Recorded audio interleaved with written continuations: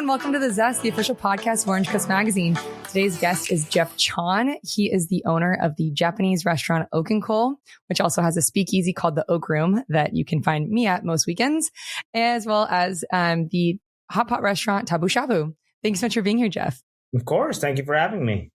Of course. So you and I met back when you first opened Oak & Cole. Sam and I, like my husband, came in like twice a week at one point.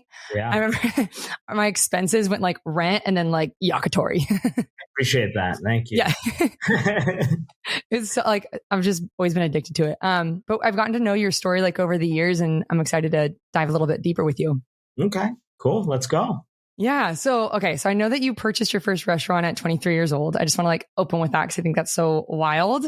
Yeah. It was a legacy restaurant called The Alley in Newport Beach. I was a baby when I first took it over. So it was quite daunting, but that kind of opened up the doors for everything else I've done till now. Yeah. And I want to get to that. But first, I want to jump back a little bit to when you were a kid. What city did you grow up in? So I grew up most of my childhood. I was born in Boston, grew up most of my childhood in New Jersey. And I didn't know that. Yeah. And didn't get to California until I was probably about 15. Yeah. So most of my formidable child years were in New Jersey. So Bergen County. Wow. I had no idea. Yeah. What brought you guys out to California? My dad's business was out here, so he was going back and forth between the coasts. And at some point, he's like, it doesn't make sense for that to still happen. So he moved the family out to California. Nice. And was it Orange County that you moved to? No, actually, I originally moved to Torrance, which is in like the South Bay area, and then I lived there, and then we jumped to Palos Verdes for a little while, and then from Palos Verdes, I actually didn't come to Orange County until I went to college, which I went to Irvine. And Irvine, right? Yeah, I went to UCI, and I was at UCI, and then started my career, and here I am in my 40s now. So, yeah. So I saw that you majored in international studies and management at UCI.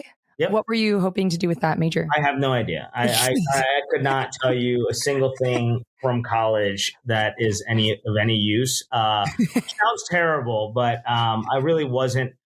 I guess as job focused at that point. I just kind of didn't know what I want to do and was like, hey, business sounds good, or management, or international studies, any major that could have landed on my plate, I would have taken it. But it probably wasn't until I started working in my later years of college where I was like, okay, this is kind of the direction I want to go in. So what did I want to gain from college? I have no idea. Not that I'm knocking it for people that love it. Right. I think that, I tell my kids the same thing, is like, you have to kind of know what you want to do for it to make sense. Right. So you can go to college all day long, but if you don't have a direction when you're in college, you're just kind of figuring out what you're going to do. So college is a great place to socialize and really understand how how to get organized. But in terms of practical real life knowledge, I can't say that I got a lot of it from college. Yeah. Yeah. I feel like it helped me with work ethic and like totally. Yeah. You got to balance time, right? You got to study. You got to know when to party and when not to party. Yeah, exactly. Grades. But outside of that, I mean, I'm not quite like, I couldn't probably tell you a single class that I took in college. Really sad. I think the only class that really kind of was super pertinent was I took a business law class. Oh, wow. That was super useful, I think. I mean, in the real world, at least for what I ended up doing for a living, right? So, if I chose a different career path, I'm sure possibly, the statistics class I took may have come in handy, but I can't say that I used any of that. Yeah. Right. Yeah. I haven't used anthropology to this day. So, okay, there you go. Yeah. But I saw that, or I think you've told me before that you got into real estate while you were in college. Yeah. Yeah. So I was in my latter years of college, and real estate market was really hot at the time. And so, I was also a server at the Cheesecake Factory. Nice. I worked originally at the one in Redondo Beach when I was younger, when I was still in high school. And then I moved on to work at the one in Irvine Spectrum and the one in Fashion Island. I worked server. I worked in Expo line. So I kind of got an idea of the back of house, front of house. And I almost ended up working for corporate cheesecake factory until I got the opportunity to get my first restaurant. So that ended up not happening. But so I was a server, and then I decided that, strike while the iron's hot. Everyone's in real estate, might as well jump in. Yeah. And I ended up working for Prudential Real Estate in Anaheim Hills. And, did the old school sales tactics, knocking doors and, going and trying to find new clientele. And it was good. It was a good experience of kind of busting out of a shell. Cause, with college, you're in a shell of just the people and the people you're friends with. And, there's really no uncomfortable moments. But I think real estate forced me to get into uncomfortable moments, things that were outside my normal repertoire. And I think it was good for me overall from a sociological standpoint of knowing people and understanding that was definitely invaluable. So, and I did okay with it, but I also realized that while I was doing it, that, it's probably not the best suited career path for me. I just, I didn't have a passion for it the way some other people do. And I definitely thought that, it was a means, but it was a means to another end. So. Right. That's crazy though, that you were doing that real estate and a server job, that college and a serving job. That's a lot. Yeah, it was a lot to juggle. Like I said, college was kind of on the back burner for me, but, I was able to finish it off and get my bachelor's degree. But it was definitely like, back burner, like this is secondary priority. I was more interested in, hustling and trying to make money and starting a career. So wow. That took precedence. But yeah, I enjoyed every minute of it. But, when you're in your early 20s, you can run for days with little amounts of sleep and high amounts of alcohol and whatever else you want to throw in the mix. You somehow figure out a way to get through it. Right. So, as I mentioned, you were 23 when you purchased the alley. I think when I was 23, I just started a job as like a marketing assistant. Yeah. And that was daunting for me. I can't imagine taking over a whole business. It was like an established business. It was, which, that makes it a little bit easier, I suppose, rather than starting something from scratch. There's a built-in system and you kind of just have to learn the system. And then, over time, evolve it to become your own rather than somebody else's that you took over. So it was a legacy restaurant, been there forever. It already had a certain level of performance. And, my mentality was to come in and make it better and improve it. And, and that's what I did over the years. But my dad was an entrepreneur his whole life, and he was self-employed, and he retired out of the hotel ownership business. And so he was a big source of support for me and understanding small business and how to run my own and the work ethic necessary to succeed. And so a lot of it's if I didn't have him, it would have been a lot more difficult, if not impossible. So I definitely have a lot of credit due to my dad. What were some of the challenges that you had to overcome? Being young was a big one, actually. Not in terms of, my lack of ability, but more just the fact that I was young. And so everything was a little bit more intimidating. People were a little bit less apt to listen to somebody my age. Not to mention, I also look extremely young, younger. I mean, not to brag. Now I'm starting to, kind of come into my age a little bit. But back then, I mean, I looked like a baby still, and so that was a hurdle, trying to get people to show you the level of respect while looking at a certain age and having this massive responsibility at a young age. But, I always said that, respect is earned and it's never given. And I earned it, I think, by showing, employees, colleagues that I'm willing to work harder than anybody else. I'll put in more hours. I'll do what I need to do to prove that respect is warranted. So I think it served me okay. I ended up doing well. A lot of the employees when I took over there were, in their 30s and 40s. Oh, wow. Yeah, it wasn't a young staff. So, they definitely had that attitude of like, who's this kid and why is he telling us what to do? But I think that, with enough time and them seeing my work ethic and seeing how diligent I was with the business, they eventually said, he works hard, so age isn't a factor. So, but there is that initial barrier for sure. What were some of the things that you did to change the alley to make it your own? Well, in the beginning, the very first thing I wanted to do was change the food. I thought it needed a revamp. It had a very consistent clientele, but it was very limited to much older clientele. So, I wanted to liven it up, make it a little bit more youthful. We really pumped up the weekend champagne brunches. Nice. And, which was a big deal. And then at the same time, boost up that nightlife too, and have a little bit of a more sophisticated bar program that was a little bit more contemporary and modern. So we did that, and we saw phenomenal increases. I took over, and right in the first year, I believe we went up about 20%, and then the following year we went another 20% above that, and so and then it kind of steadily increased for the next 6-7 years, and I finally had it at a stable point where it was profitable, and employees all knew what they were doing, and so it was a challenge to get the new stuff in, the new food recipes and the new menu and the new drink program. But the staff there was phenomenal, and we were able to make it happen. How'd you come up with the new food and drink ideas?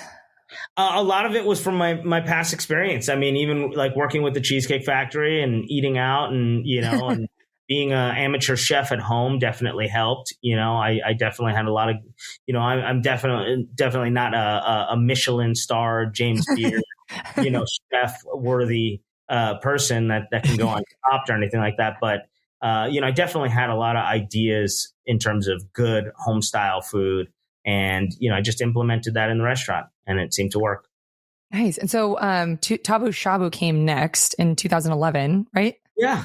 Tabu Shabu was 2011, and really silly thing. It was just I grew up eating hot pot or shabu shabu, and I loved the idea. And there were a few restaurants already doing it. California Shabu Shabu was a formidable force. And at that time, there was a guy that ran it, Leonard, who was super helpful in suggestions on what you can do for shabu restaurants. So I decided to dive into it, and I opened up the first Tabu Shabu on 17th Street in Eastside Costa Mesa. And I actually ended up just going to a couple buddies and being like, hey, I'm not sure if this is going to work. It's a very ethnic cuisine for a very non-ethnic audience. I think the Newport Heights Mesa area was at that point like 97% Caucasian, demographics. And we're like, this is a pretty Asian centric concept. I'm not sure how it'll fare over, but so I had two of my buddies, and one was a high school buddy of mine, and the other one was a buddy from the alley who was a Long Beach firefighter. And I said, hey, you guys want to throw some bucks in at something that might work? And they were game. So we did it, and we started with a really limited budget, and we opened our first Tabu Shabu in 2011, and definitely learned a lot about construction. We started with a new build, and it was a small footprint, but still a ton of work. And dedicated there, every day for quite some time. I was literally there last week. Oh yeah. It's so, I love it so much because it's like, it feels so indulgent, but it's so healthy. And like, sometimes after like ramen, I feel like bloated, but I don't feel that way after eating Tabu. No, it's definitely, it's nice that it's very fulfilling. It's definitely not, people equate it with being health conscious or diet related, but you don't feel that way when you're eating. It's not like going and getting a salad somewhere. You feel like you're being very overindulgent, but all of our proteins are very high quality, portioned out very specifically, all fresh vegetables delivered daily. We really try to focus on the freshness and the health aspect of it, but definitely not our selling point. Our selling point is that it's hearty and it's good. And I think once people discover it, if they haven't already, they really enjoy it. Yeah, we took our friends there for their first time, and she was like so excited that you had Snake River Farms. Mm-hmm.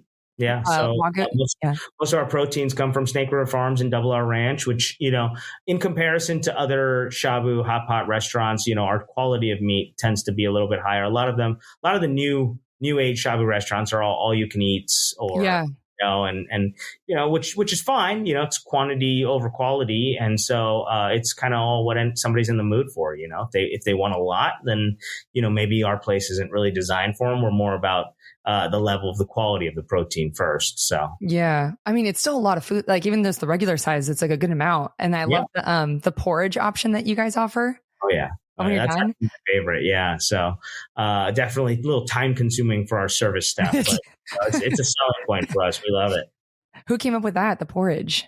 So before we actually opened up our first Shabu, we went to Japan and kind of tested out what real authentic Japanese style shabu shabu was. And we noticed that was a pretty common thing in the high end shabu restaurants is they did this little after you're done making your broth, sort of, some people did it with noodles, and we still do that as well, where we make like a soup. Mm-hmm. But, a few places did this porridge where they take the residual stock and boil it down with rice and egg. And we're like, this is phenomenal, So, and it was a home run. Oh, it's so good. And it's like $6 too. Yeah, it's a steal. I mean, it's nobody actually eats like the entire thing there. I think that would be quite gluttonous. But it's perfect because you can take it home and you reheat it, and it's just as good the next day. So it's good. The second meal, and nothing really goes to waste. You use all your stock, you use all the vegetables you didn't eat, you eat the leftover meat that you didn't eat, and it all goes into that porridge or soup. Yeah, and then we also noticed that there's is it the Godzilla challenge? Oh, that's just that. Has anyone done it? Yeah, a lot of people have done it. It's we did it kind of as like a shtick, let's see if we can get some, obviously social media or virality with this. And now everybody does a food challenge, so we came up with it a few years ago, and a few people have tried it, but it is an ungodly amount of things. So it's 30 minutes to finish a regular size? Yeah, 30 minutes to finish 3 pounds, which is the equivalent of regulars 4 ounces. So 16 ounces. So 4 regulars to a pound. So it's 12 regular plates. Oh my God. Yeah. That's insane. Yeah. 12 regular plates, and you have to finish all your vegetables, your rice, porridge. We used to have a beer in there as well, but we noticed that didn't really go over well with people's stomach. We had a couple upchucks. Shoot! Yeah, so we're like, we're gonna nix the beer because I think the carbonation and then somebody trying to slam a beer after they've just consumed 3 pounds of meat is grotesque. So we eliminated the beer, but I would say the success rate on it's still about 20%. Dang, surprised at the people that are the ones that are the successful at completing it. It's not what you would expect. You'd expect this 250-pound linebacker to finish it. Those are the guys that actually do it and fail. It's always like the little 140-pound girl who just crushes it, and it's pretty cool to see that. Dang, that's so cool. I hope I'm there one time when I see it. Okay, so I also wanted to ask really quick, who came up with the math problem that's in the bathroom for like when you're... Oh, that's our marketing director, Michelle. She loves buying weird tchotchkes online. her Amazon bill on a daily basis is obscene, but she loves finding those little quirky things to put on the walls. It's pretty funny. It took me like way too long. And I also never figured it out. My friend had to figure it out. I can't do that math problem for the life of me. So I guess college didn't help me much either, but yeah, that's all right. That's all right. I don't think I've ever looked at the math problem long enough. So good. Okay. So then you took over the Wayfarer. What year was that about? So that was 2014. We bought the Detroit Bar, which was another legacy music venue in Westside Costa Mesa, been around forever. And before it was Detroit Bar, it was actually a punk bar called Club Mesa. But this predates us. It predates me, which means it really predates you. It was a big punk club in Costa Mesa. Then it turned into Detroit, and it ran as Detroit for a few years under a guy named Dan Bradley, who owns Memphis and Tin Lizzy now. Oh, what? Yeah. So Dan owned Detroit forever and ran a good venue there. They had a lot of, huge acts that had been through there, And I took it over as Detroit because Detroit was kind of, it ran its time. And one of the very first things that I noticed was the building, had really low ceilings. There's definitely stuff that could be improved on the visual surface level of it. So we took it over and to 2014, closed it the very next day for about a year. Whoa. And then, completely revamped the interior, opened up all the ceilings, built a kitchen, which it never had a kitchen before. And then rebranded it as the Wayfarer and reopened again in 2015. And then, it's since been running as the Wayfarer and still is. Man, I've never known it as anything but the Wayfarer. Yeah, that speaks to a lot about your age, by the way. Yeah, You're the new age, I mean, I feel like I always thought that I was one of the young guys in the business, but now that I blinked my eyes and I let some time go by, I'm like, God, I'm becoming the old guy in the business. No. There's a whole bunch of younger, more savvy people that are coming into the industry. So. Dang. Well, you mentioned that you added a kitchen to the Wayfarer. What made you add a bar? Menu. What made you want to add the menu? I felt like, the days of just having a bar were a little dated, right? Like just going to somewhere purely to drink and party. It's kind of a dated concept. I felt like everywhere you went, at least, some level of food, whether it be tacos or light bar fare, is kind of necessary, especially to, ensure that you're not also over drinking and you're kind of pacing it out. So that was my big inspiration for wanting some level of food. We knew that being a live music venue, food wasn't going to be our centric, interest. So, right. We definitely made it into a lighter bar fare style menu and still exists that way. So cool. And you guys have like themed nights, right? Like Friday's like 90s night? Yeah, so it kind of, that's evolved over time. And, we used to have a reggae on Tuesday, Sunday was kind of for karaoke. And now I believe they have trivia on Tuesdays. So it's evolved. And then Friday, there's this great cover band called Sega Genocide that plays 90s cover. Yeah, and they've always been one of our most successful shows. And so we established them as a Friday night kind of regular where, it's now just known Fridays is 90s cover night. And it's so much fun. And it makes me crack up actually to see like the younger generation, like the Gen Zers, they all dig it. They love it. And it's like, wow, I wonder if they like think about it. They're like, these are oldies. That's what I wonder too. They have to. I mean, it's like Britney Spears. Yeah, Britney Spears, and you got like old school Dr. Dre, and they're singing along with it, and they love it. Yeah. But I'm like, God, this to them, this is like back in the day when I was like, I don't know, singing, the Beatles, they look at it the same way. Is it like just old school, So it's funny that 90s is now like this segment of old school classic. Yeah, it's like retro now. Like that was my music. That's what I grew up to. Yeah, same. So funny. Okay, so in April, after we went to dinner for my birthday, we came to the Wayfarer. Everyone was freaking out over a band called Fart Barf. I was a little hesitant to see it. I was like, okay. And they were amazing. They were so great. And I loved them. And that's saying a lot coming from someone who almost exclusively listens to pop music. But how do you find the bands? So we have a very, very talented buyer there. His name is Eric Kielman, and he's been there since the Detroit days. He was has been in the music business since he was a young guy, and he's in his 40s. And I think he has a real keen ear for, things that may not be on the top of the charts or, super, super popular, but he has a good ear for good music. And so I think he's always tried to curate a lineup there that is something up to caliber with what he believes is good music. And he's been really successful in that, Yeah. So you ended up, you sold the Wayfarer and the Alley. What years? The Alley was sold in January of 2021 to the founder of Chronic Tacos. His name is Whoa. Yeah. So Randy grew up with the alley, and he lives in Newport. And, we kind of started talking actually pre-pandemic, pre-COVID. And he said, I'd be interested if you were ever willing to let it go. And so we started the conversation, and it just kind of happened. It was very difficult, I think, for me to let that one go, being my first. All the employees were very close, like family. Wow. So that one was difficult for me to let go of, but it was time. I ran a course of 15 years there, and Wow.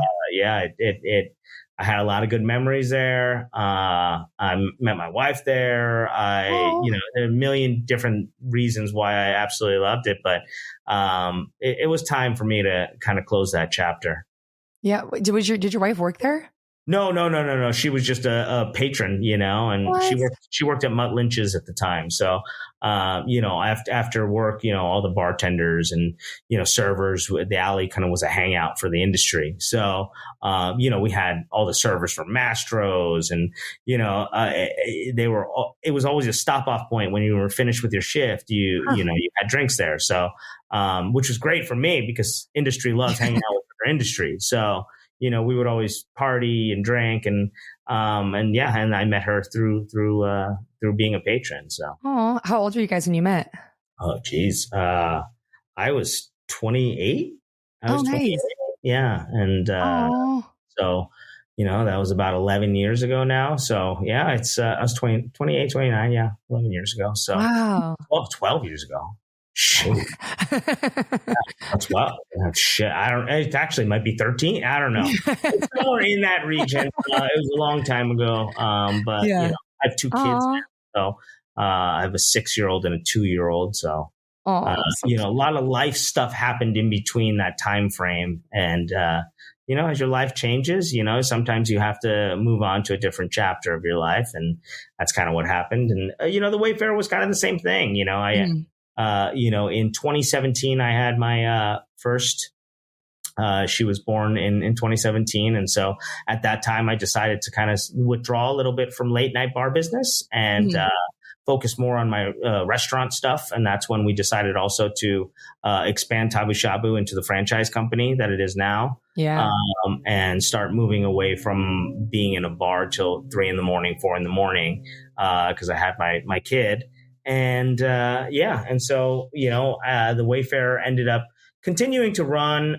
Some of the other partners picked up the management and leadership from 2017 onwards, and then in this year we decided we met some phenomenal people that had a huge interest in it.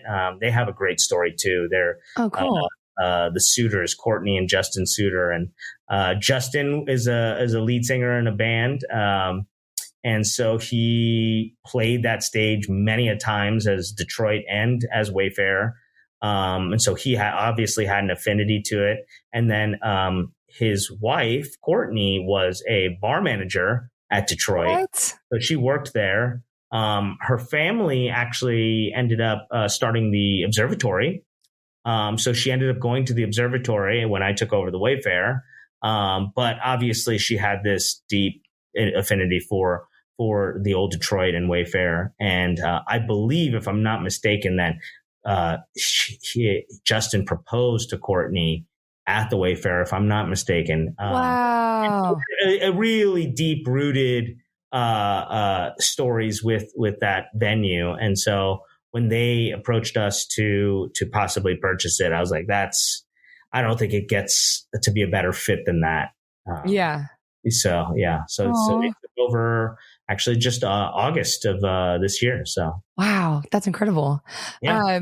And I do want to touch on Love and Puree. So this was 2016. Yes. I went every Tuesday for Toddler Tuesday to get discounts on chicken nuggets because they were the best chicken nuggets. like, do you have a kid? I was like, no, these are for me. Yeah, they were phenomenal nuggets. I'd eat those things all day long too. It's funny that idea was totally, born out of, having a kid, and my wife and her friends, they kind of, thought that it was a great idea to have freshly made organic purees on hand for newborns and babies and toddlers. And so we started this store. It was called Love and Puree. And it was kind of the idea of like, what's that one that who is it? Jennifer Garner. I think she has like that. Are you talking about Jessica Alba? Is it Jessica? Is it Jessica? No, yeah, Alba she has the Honest Company. Yeah. And then I want to say Jessica Garner has like a puree company. It's okay. Yeah, it's someone famous. It's called Once Upon a Farm. I believe it's Jessica Garner. Don't quote me on that, but it's someone famous, I feel like. And they had these fresh purees that are refrigerated. They're not baby food that's sitting in a dry aisle. They're these organic purees that spoil, and they, are made with fresh fruits and vegetables. And we're like, somebody needs to do that, in a more localized setting. So we had that idea of starting that kitchen, and, we ran it for about a year or so, and it was successful. It wasn't a home run. We ran into some big hurdles and understanding of organics and how quickly they do spoil. And, and then kind of saw that it wasn't 100% feasible for the long term as a brick and mortar business. So we ended up selling the business to who's there right now, which is Tres Muchachos. Yeah, they're great. Phenomenal restaurant. They converted it into a seafood primary restaurant with all this great wine, and they do a phenomenal job. So unfortunately, Love and Puree died, but it was born into something pretty cool. Well, if she ever has extra chicken nuggets in the future, you let me know. Well, we got the recipe. I'll get you the recipe. I would love that. Okay, so now to my favorite of your babies, minus obviously your real babies, but Oak and Cole. I take everyone there. Like if they haven't been, or if they're coming from out of town, like I go there all the time. It's not just like the food and the cocktails that are amazing. Your staff feels like they make you feel like you're in a friend group with them. Like, did you foster that environment, or did it just like happen that way? So, having a loyal, dedicated, hardworking staff is probably one of the hardest things in the hospitality industry. And then not to mention, post-COVID, having that is even harder. Right. So I was very lucky to find the staff that I do there. A lot of them have been with me for a really long time. For instance, one of our managers there, Jose, he was actually hired as a busboy at Tabu Shabu in 2011. Whoa. So he's been with me since 2011. And then he came over to Oak and Cole when we opened Oak and Cole. So, 11, 12 years ago, he's been with me. And so, and then, a lot of the other staff is like that, Nick very well. And Nick was also hired as a busboy at Tabu Shabu before Oak and Cole was ever open. And then he came over to Oak and Cole and had a big part in how we developed that menu and that cocktail program there. So that is definitely the ongoing theme. And we've had new hires, and they've kind of fit into the same profile. We have phenomenal staff there that just, it's very family and close-knit. A perfect example is this year, I usually throw a holiday party for each of the restaurants, and we've done it all different places, Dave and Buster's, on a boat, usually it's just debauchery of people drinking, somebody possibly getting fired or written up. But it's this year I kind of, it's a weird year for the economy. And I offered my stores the option of cash bonus or a holiday party. Every single restaurant chose cash bonus, which is understandable. It's kind of the year where people are like, I could use extra money more so than going out and drinking one night. So, so all the stores chose cash bonus with the exception of Oak and Cole. Oak and Cole, I mean, and that just goes to show you the staff and their camaraderie and how much they like each other. Is they said, we want to party, we want to hang out with each other. We're foregoing the cash. We want to do something as a team, and it's pretty cool to see that. Definitely so cool. Not common, and but yeah, I'm very lucky that staff is very family oriented, family like, and which makes it hard for new people to come on board too. Yeah, I bet. Yeah, because they're pretty brutal, like with new staff, right? Because like new staff's new, right? They're learning, they're trying to figure out the systems, and if they don't get caught up quick enough, they're harsher than I would be as an operator, which, I'm pretty harsh, I want things done in a certain manner. I want the best level of service and the best quality. And it's nice to have my staff even be harsher than me with new staff and being like, this isn't good enough, or you need to do this better. And I'm like, hey, it takes a lot off my plate, but they care. But it's a big barrier to entry for new staff because, if you're going to enter the family, they want to know you're willing to put the same level of work that they do. So yeah, sounds like a TV show almost. Yeah. There's something here.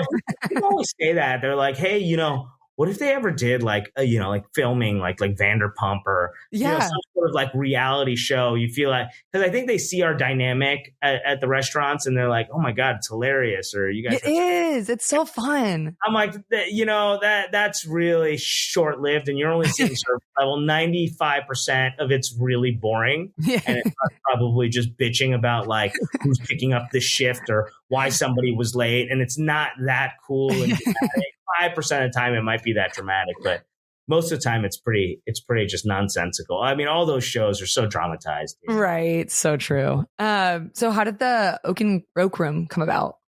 So we started Oak & Cole in 2017. I remember that because we opened it actually the week my daughter was born in May. Oh. And I had a lockbox on the door when I was at the hospital. And the store got broken into. Oh. And all of our computer systems got taken out. All of our audio systems got taken out. All this, it got robbed while I was at the hospital with my kid. And I just knew that I had to come back, get everything set up. And I think we opened about a week and a half after my kid was born, which, didn't go over very well with, the wife. Cause I'm like, I gotta go open a restaurant now. So, we opened up in 2017 and we had a really good run. And about a year or two into it, I entered into the lottery to get a liquor license. The county has a lottery. It's a lottery? It's not always a lottery. You can apply and you can purchase new licenses, but it's very hard to get a new license for hard alcohol spirits because, we're kind of maxed out for the number of licenses we have based on population size. So every so many years, they release X amount of licenses, new licenses, through a lottery system. So basically, you go into this state office that has a bingo wheel, and they just pop out balls. And if your name matches the ball, you get a license. So we ended up getting a license that way. And, we didn't really have the space to implement a proper cocktail program. The original size was very small. So, we did this pretty cool cocktail program out of the kitchen, and, literally where we were making food, we were making drinks right next to it. And, strangely enough, it pretty much worked. And we were able to, have some cool cocktails and move a little bit of a cocktail program, but definitely not to the scale as we're able to do it now with Oak Room. During pandemic, landlord said that, there might be an opportunity to take over the space next door. And we said, that's an absolute for us. And we did the construction during COVID. And, as soon as the restrictions started lifting, we broke down that door and opened up the Oak Room. And it's been a hit since. Oh, I love it so much. Is it still considered a Japanese record bar? Or is it? Yeah. So I'd love to say yes, but I'll be 100% honest. We pretty much stopped playing records. Okay. We're just streaming now because it got to be, the bartenders get so busy. Yeah. And records, don't have the same playtime as a playlist. So it's like every 30 minutes, they have to stop making cocktails and then, and then throw on a new album. And, and also, people would see our record collection, which is pretty cool vinyl collection. And like, oh, play that and be like, hey man, shut up. Just and let us put on whatever we're going to put on. And so it kind of became a little bit of pain. The record player is still there. We still have the capability of doing it, but definitely we kind of lean a little bit more on streaming now. I wish we could say we only play vinyls, but, that didn't work out so well. Yeah, no, that makes sense though. And your menu kind of has changed a little bit over the years. The whole we originally opened up as a yakitori restaurant, right? Yeah. Like pretty much only skewers, a couple small side dishes, but very, very centric on the skewers. And although it did well, we kind of noticed that it it wasn't doing as well as it could have. Right. Mm-hmm. And what really opened our eyes to that was COVID. Skewers don't travel well Right. because of the size of them and the way that they're cooked. They're very limited to, it's kind of like sushi. If you're getting nigiri sushi that's made by a sushi chef, it's best eaten as soon as they drop that onto your sushi plate. Right. And, you eat it right away. The rice is the right temperature. The fish is the right temperature. Everything is the way it's supposed to be. Yakitori is very similar to that. When it comes off that yakitori grill, which where we're using the Binchotan coals, it's cooked exactly the way it should be. Now, put it into a to-go box and you send it with a driver for 30 minutes, change the game. So during COVID, we readjusted the menu to make definitely a lot more things that were COVID friendly and traveled well. A little bit more share stuff for like families to take out, and they could have it at home. And we noticed that what a good response we got from that. So when we reopened, we definitely moved away from the skewers and a little more on the other dishes, and it just kind of now evolved to where skewers are still part of the menu. Yakitori is still on the menu, but it is a more of a limited part of the menu, and everything else has expanded greatly. So it's the evolution of the restaurant. That's the kind of cool part of having a small restaurant with very versatile staff. We can make those changes. We can reinvent ourselves, and this version of ourselves has been around now for a few years, and I think it's here to stay. I think this is the direction we are going to be in for as long as I can see. Oh, well, good. I love it. The bao, the eel crispy rice, and the yakitori, but those are my favorites. Yeah, they're so good.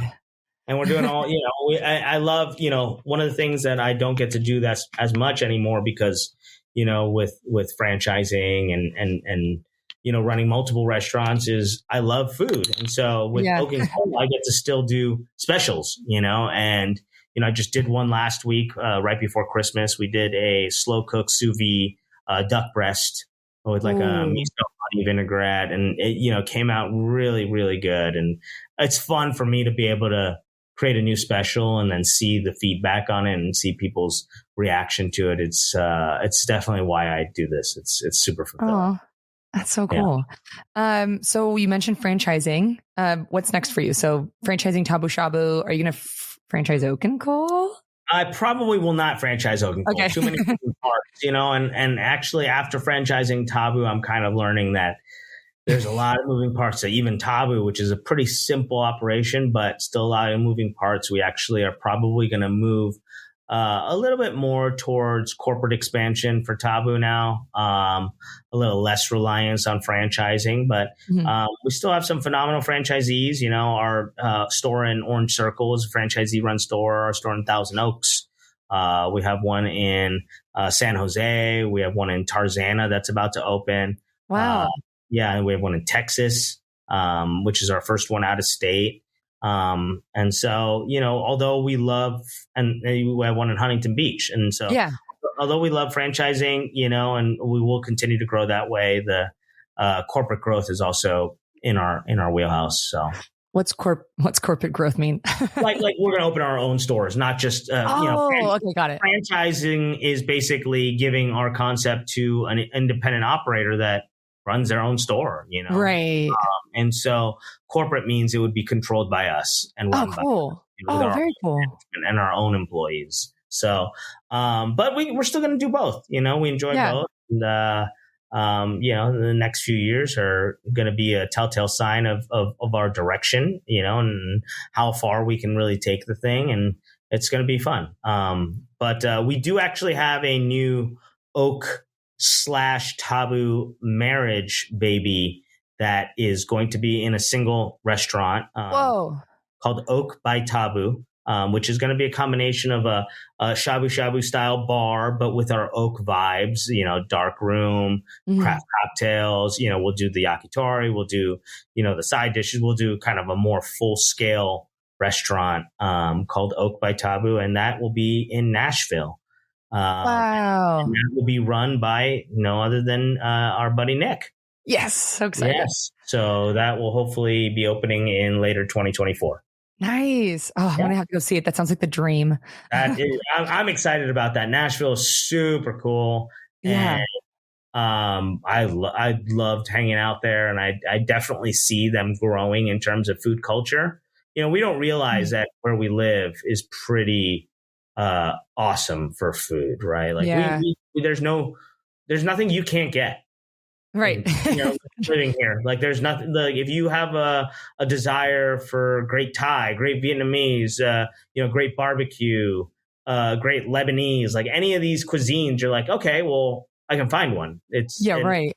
At most we're driving maybe 20 minutes to go find it, but we don't really, I think, grasp how spoiled we are being in such a melting pot, we're in very diverse melting pot, being in LA, Orange County. And we're very spoiled when it comes to food. We can get a lot of different awesome food where, you have to realize that most of the rest of the country is not like that. You want a great bowl of ramen in, Nebraska, you're shit out of luck. Like, it's not going to happen, but we benefit from having all those cultures around us, that we have the best of those cultures here in terms of food. So I thought it'd be pretty cool to bring a little bit of our flair to Nashville, which is starting to get that. It's starting to, get an influx of people from all over this country, which makes it cool for the food scene. Yeah, amazing. Yeah. Well, we're coming to the end of our time, but I do have 3 final questions for you that we call the Thoughtful 3. Okay. So as we talked about, there's a lot of ups and downs that come with being an entrepreneur. Mm-hmm. What are some of the most significant lessons that you've learned from navigating both successes and setbacks? Wow, that's a complicated. That was a mouthful right there. Okay. Practice repeat that again. I'm gonna have to write that one down. Okay. What did you learn from the ups and downs of being an entrepreneur? Like, what did I learn? I learned you can't give up. It sounds like such a cliche to say that. Never give up. Mm-hmm. Going on. It's like, they're like, all right, yeah, it's easier said than done sometimes, but it really is true. I mean, if you haven't failed in entrepreneurship or self-employment or, your own venture, whatever it might be, or in even any hobby or recreation you do, if you haven't failed, you haven't really done it. Like you can't, I think it's bullshit for somebody to say, oh yeah, I've been doing this forever and, I'm good at it and I've never failed. It's like, well, yeah, I don't think you've really done it. You haven't really truly given yourself to it, because failure is part of it. Failure is what shapes you into being that identity of having done it, and so is not to get discouraged by failure. That's a big lesson for me, is not to get discouraged by failure and utilize it to do it better the next time and learn. I mean, everything I'm saying to me when I'm coming out of my mouth, I'm like, this sounds so cliche, and it sounds like you've read it in every motivational book or stupid motivational meme that you see on Instagram. But hearing it from an actual entrepreneur though who experienced it, it's absolutely true. I mean, you can't make an omelet without breaking some eggs, and and failures, breaking those eggs and screwing up and learning what you could do better. And there don't have to always be these monumental failures where you're like, I've hit rock bottom. It's like, I'm not saying that that's failure. It could be just like, hey, I tried this and it totally didn't work. I still do that every day. Every day there's stuff I try that doesn't work. And I learn from when it does work to say, oh, well, that worked. Like maybe I can do it a little bit better. And then what's funny is I'll try to do that again and it screws up and I fail again. Like, well, shit, maybe that wasn't the formula, or that was a one-off. And I think that it's just always being able to pivot and always, I mean, if COVID taught you anything, being an entrepreneur, is learning how to roll with the punches and pivot and change is like essential to success. So, and the other thing is something I learned is that if you don't have a passion for doing something, don't bother doing it. It's especially this industry, so many people are like, oh, restaurants seem fun. I love cooking. It's like, dude, cooking for your girlfriend at home is way different than cooking for 300 people that come into your restaurant on a night. It's way different. That sounds daunting. You're gonna deal with some terrible criticisms and things that are that really hurt you to the core. I mean, we talk about Yelp, right? And Yeah. my humor with Yelp. I'm sure I love it. I love it. I always like to do what I call Yelp wars, which I'll be honest, Yelp is super beneficial. Like as an operator, like it kind of tells you what your keyboard warrior customers are saying, right? And some of it could be valid. Like if you see something in your comments or your reviews, and it's like Jeff is a dick, it's like. And, if you see that 9 times, it's like, hey, man, like Jeff might be really a dick. I might not be using foul language in this. I love it. He might not be the best server, so it might be time to replace the best bartender. Right. So there is a lot to learn. And I think people that say, I absolutely hate it. Yeah, I mean, it's harsh. It's critical. It's not easy to listen to criticisms, but, it's here to stay. So you might as well use it to your advantage to learn and get better, rather than just say, I hate it. I'm not going to address it, And so we've definitely learned from it. But it is harsh. Like you open a brand new restaurant and, I think Anthony Bourdain said it best when he was talking about Yelp. He's like, somebody writes worst restaurant ever, I'll never be back. It's like, dude, that's super hurtful to someone that just poured their life savings and every ounce of their energy and blood, sweat, and tears into a restaurant, and to have some a-hole just easily type in, this place sucks, please never come here again. It's like, God, that's brutal. So I try to keep it comical, but I still always will read them. I'll take them into consideration, and they still are. It's still a valuable source of information. I just don't take it to heart, and don't let it completely ruin your motivation for doing better and continuing to improve. So yeah, you're gonna get haters. That exists in anything you do. Yeah. Approach like risk now versus how you did when you were first starting out. I think that comes with life changes, right? Back when I started this, I could go broke and be fine. You could survive off top ramen. I mean, same reason why I probably gambled back then a lot more too, because you can go to Vegas and completely blow your load and be like, oh, well, I don't have $1 to eat this month, but I'll figure something out, but right. Life changes. I got 2 kids now and a wife and a house and a mortgage, and these things that are there, whether or not I eat top ramen for the next month, right. they can't. Right? So that being said, risk is definitely a little bit scarier now, and I definitely a little bit more calculated, a little less all in the pot. Let's just go. Right. But you can't do this business without accepting at least a pretty high level of risk. But I don't think I put enough into it to say this is going to make or break me anymore, which I was willing to do in my 20s, less in my 30s and not so much in my 40s. Yeah. I mean, it's nice that you were like willing to do that in your 20s, because it really paid off. Yeah. I think you have to, I think in your 20s and before you really have any true life obligations like a spouse or kids, or, obviously your own life is an obligation and you have to be able to support yourself. But, people are versatile, right? They're resilient, and, they'll be able to support themselves if they find a way. But when you got 2, 3, 4, 5 people, that are depending on you, it changes the game. So, yeah, I mean, I sometimes wish I was still in my 20s. I wish I could approach risk the same way. I wish I could take, my entire paycheck and go to Vegas and be like, let's just let her, roll on black. And if I come up, I'm going to get myself something cool this Christmas, or I can't do that anymore, so. Definitely.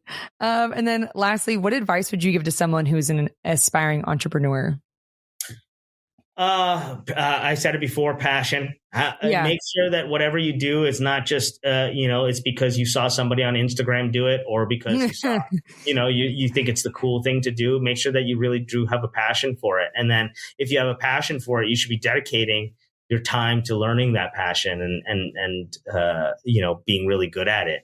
And then, did I lose you? Are you still there? I'm still here. I don't know. Oh, there we are. There you go. There you go. Cox Wi-Fi, man. Sorry.